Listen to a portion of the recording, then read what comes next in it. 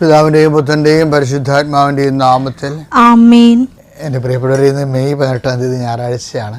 അമ്മേ പരിശുദ്ധ അമ്മേ, അമ്മേ പരിശുദ്ധമേ, ദൈവമാതാവേ, കൃപാസനത്തിലൂടെ ഞങ്ങളുടെ ദേശത്തിനും അമ്മ മധ്യസ്ഥം തേടി തന്ന എല്ലാ അനുഗ്രഹങ്ങൾക്കും കൃപകൾക്കും ഞങ്ങളിപ്പോൾ ഹൃദയം നിറഞ്ഞ നന്ദി പറയുന്നു.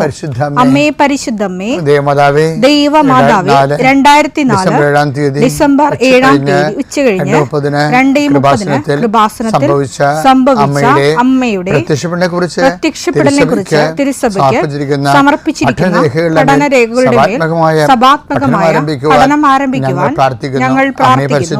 അമ്മേ പരിശുദ്ധമേ, ഭൂസ്വർലോകങ്ങളുടെ രാജ്ഞിയായ അങ്ങേയ്ക്ക് ഭൗമസംരക്ഷണത്തിനായി പ്രപഞ്ചപ്രകൃതിയെ തന്നെ തിരുസഭ പ്രതിഷ്ഠിക്കുവാൻ ഈ പ്രത്യക്ഷീകരണം വഴി ഇടയാക്കണമേ. പരിശുദ്ധമേ, ജപമാല മാതാവേ, സകല കൃപാസനം പ്രാർത്ഥനയോടും ചേർത്ത് ഞങ്ങളിപ്പോൾ പ്രാർത്ഥിക്കുന്ന ഈ കുടുംബത്തിന്റെ പ്രത്യേക നിയോഗം പറ മക്കളെ.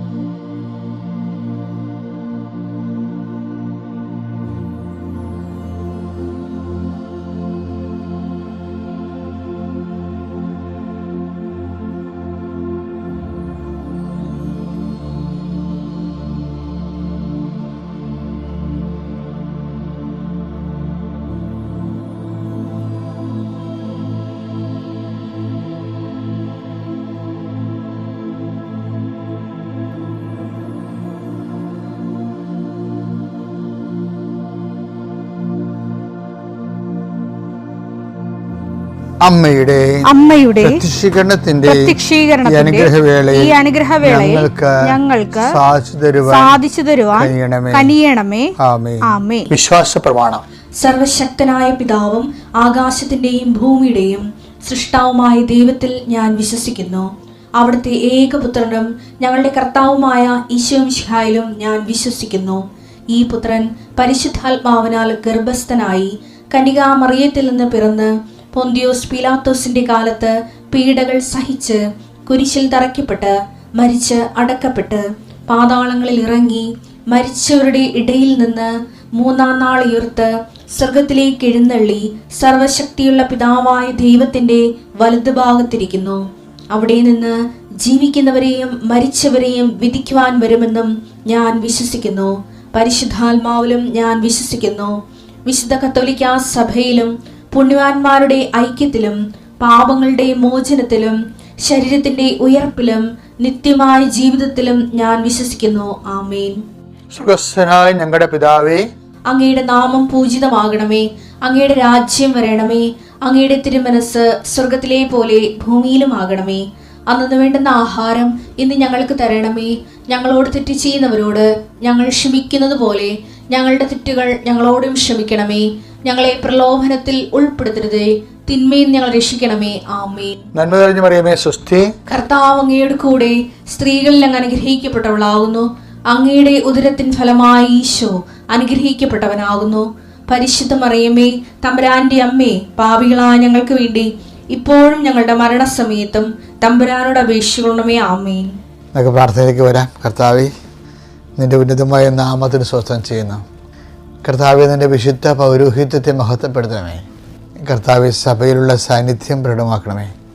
19 വർഷം ഞാൻ അർപ്പിച്ച കൃപാനയുടെ യോഗ്യതയാൽ കൃപാസനത്താറെ ജീവനോടെ പ്രത്യക്ഷപ്പെട്ട മാതാവിൻ്റെ മാധ്യസ്ഥതയിൽ ആശ്രയിച്ചുകൊണ്ട് ഇന്നത്തെ ജീവിതം കരുപിടിപ്പിക്കാൻ വേണ്ടി ആഗ്രഹിക്കുന്ന എല്ലാവരെയും ഞാൻ കർത്താവിന് തിരുസന്നിധിയിൽ സമർപ്പിക്കുന്നു.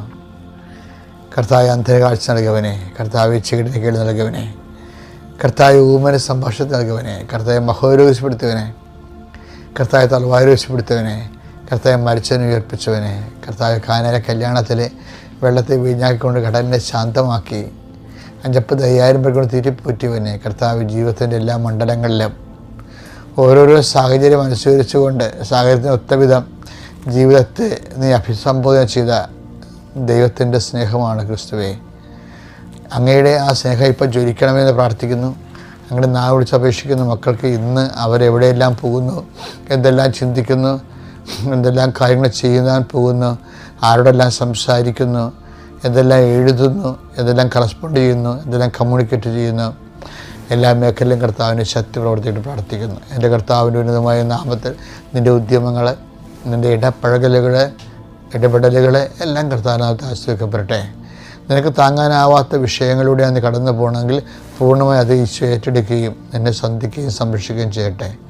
ഞാൻ ഇന്ന് ചെല്ലുന്ന ഓരോ പ്രാർത്ഥനയും ഓരോ ജപമാലയും ഇന്ന് കിടന്നുറങ്ങുന്നവരെയുള്ള സമയങ്ങളിലുള്ള എല്ലാ സൽപ്രവൃത്തികളും സുവിശേഷ വേലകളും നീ ഈ പ്രാർത്ഥനയിൽ പങ്കെടുക്കുന്ന നിൻ്റെ കുടുംബത്തിന് വേണ്ടി കാഴ്ചവെക്കുന്നു. നീ ഇത് ഉണർന്നിരുന്നിരിക്കുകയും കർത്താവിൻ്റെ നാമത്തെ മഹത്വപ്പെടുത്തുകയും ഉശിരോടെയും ഉണർവോടും കൂടി നീ എല്ലാത്തിനും അതിജീവിച്ചുകൊണ്ട് കർത്താവിന് സാക്ഷിയാകാൻ പിതാവിൻ്റെയും പുത്രൻ്റെയും പരിശുദ്ധനാമത്തിൽ ഞാൻ നിൻ്റെ ദിവസത്തെ ആശീർവദിക്കുന്നു. എൻ്റെ പ്രിയപ്പെട്ടവരെ, ഒരിക്കലും നിങ്ങളുടെ മനസ്സ് ഇടിച്ചു നിൽക്കരുത്. അതെന്താ കാര്യമെന്ന് വെച്ച് കഴിഞ്ഞാൽ, ലോകത്ത് ദൈവത്തിൽ നിന്ന് മാത്രമേ ഒരു മനുഷ്യന് ഗുണമായാലും ദോഷമായാലും നമുക്ക് ഗുണം തന്നെ കിട്ടത്തുള്ളൂ. അപ്പം അതുകൊണ്ട് തന്നെ ചില കാര്യങ്ങൾ ജീവിതത്തിൽ സംഭവിക്കുമ്പോൾ ഞാൻ ഇത്രയും പ്രാർത്ഥിച്ചല്ലോ, എൻ്റെ കുടുംബം ദൈവത്തിൻ്റെ കൃപയിൽ ജീവിച്ചിട്ടും ഞങ്ങൾക്കിങ്ങനെ സംഭവിച്ചല്ലോ എന്നൊക്കെ ഓർക്കരുത്. ഇതൊക്കെ മനുഷ്യർ ഓർക്കും. പക്ഷേ ഒരിക്കലും നമുക്ക് എങ്ങനെയാണെന്ന് വെച്ചാൽ നമുക്ക് ദൈവത്തെ കുറ്റപ്പെടുത്താൻ പറ്റത്തില്ല. വെച്ചാൽ ദൈവത്തിൽ നിന്ന് ആകപ്പാടെ കിട്ടുന്നത് ഒറ്റ കാര്യമാണ്. എന്താണത്? ഞാൻ ഇത്രയും നാളിങ്ങനെ ദൈവത്തിൻ്റെ കൂടെയൊക്കെ നടന്ന് ആയിരക്കണക്കിന് വചനങ്ങൾ പഠിച്ചും ആൾക്കാർക്ക് പറഞ്ഞു കൊടുത്തും നിരന്തരമായ അഭിഷേകത്തിൽ ഇങ്ങനെ ജീവിക്കുമ്പോഴും എനിക്ക് എൻ്റെ മനസ്സിൽ തട്ടണൊരു സാധനമുണ്ട്. ദൈവത്തിൽ നിന്ന് മനുഷ്യന്മാർക്ക് കിട്ടുന്ന ആകപ്പാടെ 3 അക്ഷരമേ ഉള്ളൂ. എന്താണത്? മഹത്വം എന്ന് പറയും. അത്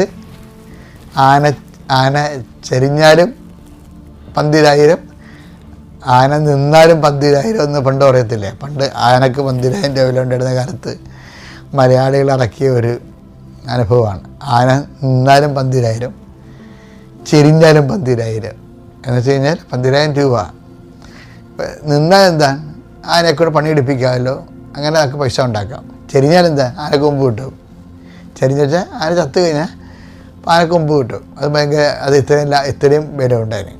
അതാണ് ആന നിന്നാലും 12000, ചെരിഞ്ഞാലും 12000 എന്ന് പറഞ്ഞു. ഇതുപോലെ നമ്മളൊരു വിഷയത്തിൽ നമ്മൾ പരാജയപ്പെട്ടാലും നമുക്ക് ദൈവത്തിന് മഹത്വം കിട്ടും, വിജയിച്ചാലും മഹത്വം കിട്ടും. അതറിയണമെങ്കിൽ ഇപ്പോൾ ഞാനെന്താ ഇപ്പോൾ ഇതിങ്ങനെ പറഞ്ഞതെന്നറിയാം. ഇപ്പോൾ ലാസറിൻ്റെ വിഷയമില്ലേ? ലാസർ, സുവിശേഷത്തിൽ ലാസർ. അപ്പോൾ അദ്ദേഹത്തിൻ്റെ ലാസർ ക്ഷീണിതനായെന്ന് പറയുമ്പോൾ ഈശോ എന്താണ് അതിന് റെസ്പോണ്ട് ചെയ്യണത്? അയാൾ മരിച്ചു പോകുന്ന ഈശോയ്ക്ക് അറിയാം. പക്ഷെ അതിനെ റെസ്പോണ്ട് ചെയ്യണത് അയാൾ മരിച്ചു പോകുന്നല്ല റെസ്പോണ്ട് ചെയ്യണം, നെഗറ്റീവായിട്ട് റെസ്പോണ്ട് ചെയ്യണത്. മരണമാണ് സംഭവിച്ചത്, പക്ഷെ പോസിറ്റീവായിട്ട് റെസ്പോണ്ട് ചെയ്യണത്. എന്താ പറയണത്? യോഹന്നാൻ 11:4 അത് കേട്ടപ്പോൾ യേശു പറഞ്ഞു, ഈ രോഗം മരണത്തിൽ അവസാനിക്കാനുള്ളതല്ല, പ്രത്യുത ദൈവത്തിന്റെ മഹത്വത്തിനും അതുവഴി ദൈവപുത്രൻ മഹത്വം പ്രാപിക്കുന്നതിനും വേണ്ടിയാണ്. ലാസറിന്റെ മരണമാണ് ഒരു ഇൻസിഡന്റ്. അത് സംഭവിക്കുക. അപ്പോൾ ഓൾ ഓൺ എ സഡൻ അതിൻ്റെ സ്കാനിങ് റിപ്പോർട്ടിൽ ഈശോ എന്താ പറയണത്? ഈ രോഗം മരണകാരണമല്ല, മറിച്ച് എന്താണ്? ദൈവപുത്രൻ മഹത്വപ്പെടാനുള്ളതാണ്. പിതാവായ ദൈവവും അവനിൽ മഹത്വപ്പെടും. ഇപ്പോൾ 2 മഹത്വമാണ് ഈ വിഷയം കൊണ്ട്. ഒന്ന് പിതാവ് മഹത്വപ്പെടും, രണ്ടാമത് പിതാവിൻ്റെ മഹത്വത്താൽ പുത്രന് മഹത്വപ്പെടും. ശരിക്കും പറഞ്ഞാൽ ദൈവത്തിൽ നിന്നൊരു മനുഷ്യന് കിട്ടേണ്ട ഇത് മാത്രമേ ഉള്ളൂ,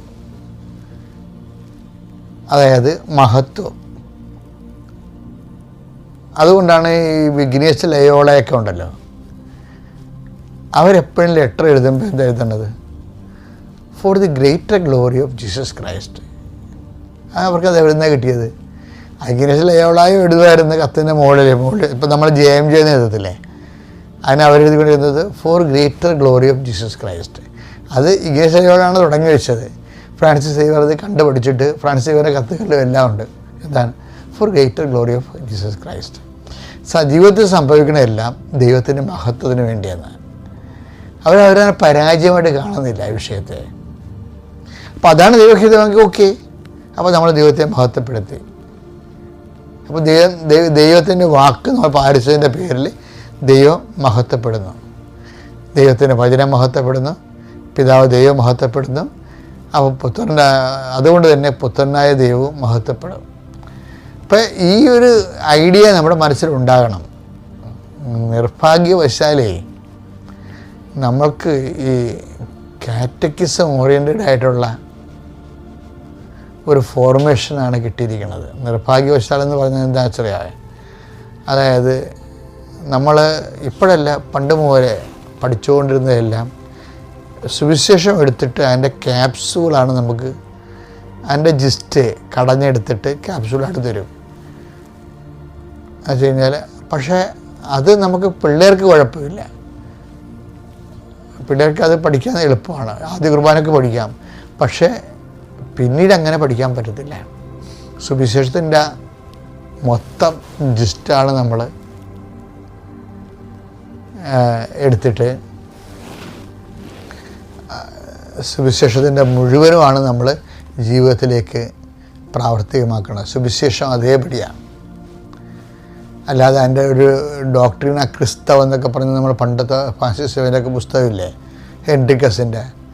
അപ്പോൾ അത് നമ്മൾ അനുസരിക്കുക എന്ന്, ഡോക്ടർ എന്ന് പറഞ്ഞാൽ ഡോക്ടർ എന്ന് വെച്ചാൽ അനുസരിക്കുക എന്നുള്ളതാണ്. അതുകൊണ്ട് നമുക്ക് മുമ്പ് നമ്മുടെ കയ്യിൽ നിന്നുള്ള റെസ്പോണ്ട് അതാണ്. പക്ഷേ ഈ ശരിക്കും പറഞ്ഞാൽ അനുസരിക്കുക അല്ല, ശരിക്കും ദൈവത്തെ അനുഭവിക്കുകയാണ് പറയണത്. സുവിശേഷത്തിന് സുവിശേഷത്തെ വിശ്വസിക്കുക, അനുദപിക്കുക, സുവിശേഷത്തെ വിശ്വസിക്കുന്നില്ലേ. ആ സുവിശേഷം അനുഭവിക്കുക എന്ന് പറയുമ്പോഴാണ് ഈ അനുതാപം അനുഭവത്തിൻ്റെ ഭാഗമായിട്ട് വരുന്നത്. കാറ്റഗിസം ഒരു മുതിർന്നവരുടെ കാറ്റഗിസം ആ ലെവലിലേ പോകാൻ പറ്റത്തില്ല. ഇപ്പം ഞങ്ങളൊക്കെ ചെയ്യണ പബ്ലിക് എഡ്യൂക്കേഷനാണ്. അപ്പോൾ ഞങ്ങൾ ആ രീതിയിലാണ് സുവിശേഷത്തെ നിങ്ങളുടെ ശ്രദ്ധിച്ച ഇവിടെ ധ്യാനം ശ്രദ്ധിച്ചില്ലേ. അപ്പം അതിനകത്ത് ഇങ്ങനെ ക്യാപ്സ്യൂൾ കൊടുക്കത്തില്ല, മറിച്ച്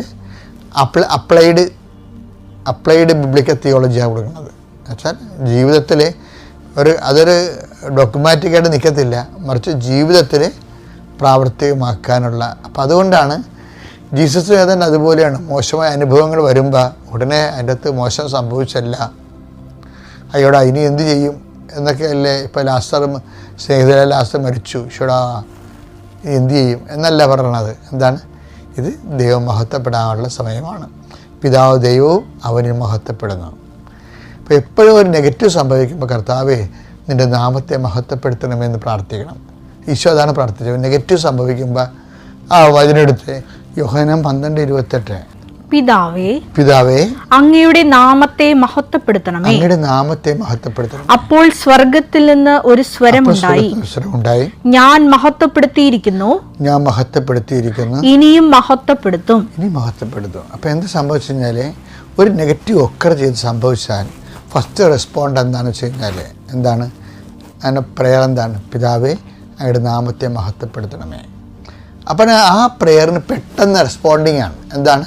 ഞാൻ മഹത്വപ്പെടുത്തിയിരിക്കുന്നു, ഇനിയും മഹത്വപ്പെടും. അപ്പോൾ ജീവിതത്തിൽ എന്തെങ്കിലും നമ്മുടെ വിചാരിക്കണ പോലെ നടക്കണില്ലെങ്കിലേ നമുക്ക് പ്രാർത്ഥിക്കാൻ പറ്റിയ പ്രാർത്ഥനയാണ് ഈശോ തന്നിരിക്കുന്നത്. ഏതാണ്? യോഹന്നാൻ 12:28. എന്താണ്? പിതാവേ അങ്ങയുടെ നാമത്തെ മഹത്വപ്പെടുത്തണമേ. അങ്ങനെ പ്രാർത്ഥിക്കാവൂ. Praise the Lord.